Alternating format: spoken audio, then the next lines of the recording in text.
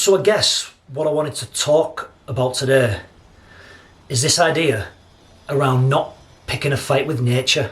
And what does that mean? Well, a big thing in Stoic philosophy is about controlling what you can control and not worrying about things that are out of your control.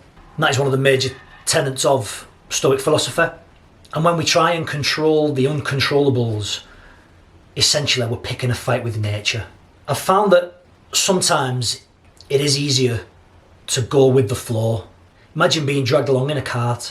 You either embrace the journey and appreciate for what it is, or you struggle and fight against it, but yeah, you're still going to end up going in that direction anyway.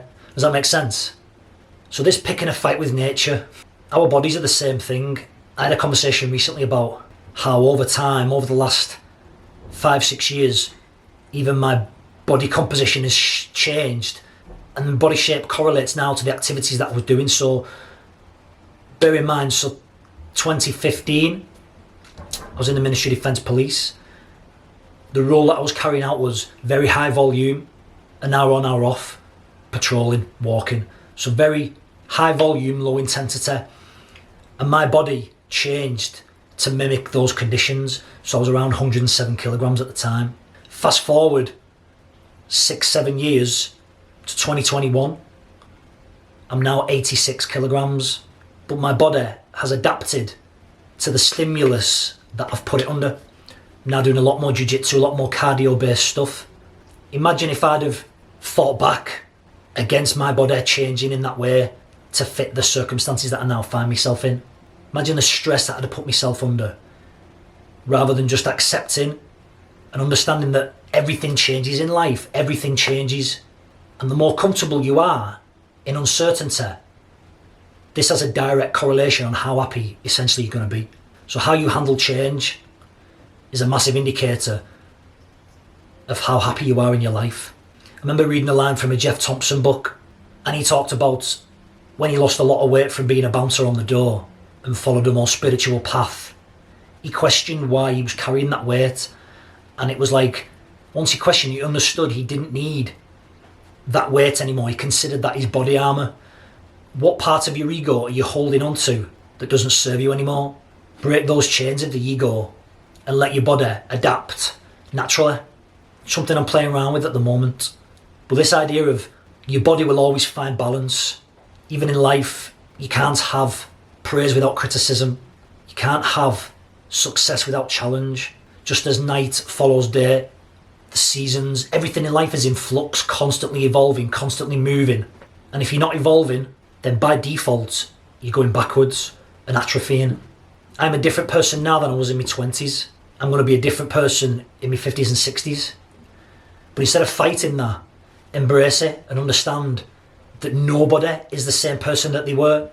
And one of the biggest pieces of advice that I've been using recently from my mentor, Paul Mort, instead of when something happens to you and it being an attack on your ego, take the emotion out of it and try and understand that the person who you're dealing with is just trying to do their best. People are always going to do what is best for them.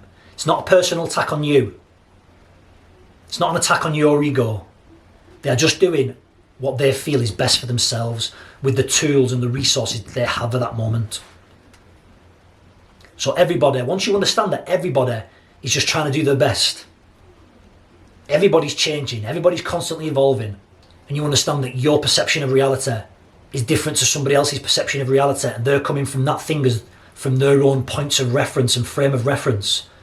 So you can understand that they're just doing their best. It takes the power away from that situation and gives you the power to just let things wash over you. People are just doing their best with the tools that they've got and the resources at any given moment. So stop trying to pick a fight with nature. If you're fighting against discomfort, that in itself brings a level of discomfort. If you're trying to fight against change because you don't want to be uncomfortable, by definition, because you're fighting against it, you're going to end up being uncomfortable. So why not just embrace it? Understand you can't fight with nature. 7 billion people on this planet have their own perceptions of reality based on their own frame of reference. So nobody is really going to have the same points of view, the same frame of reference, the same lens that you have. So why fight against it? Understand that they're just doing their best. Don't pick a fight with nature.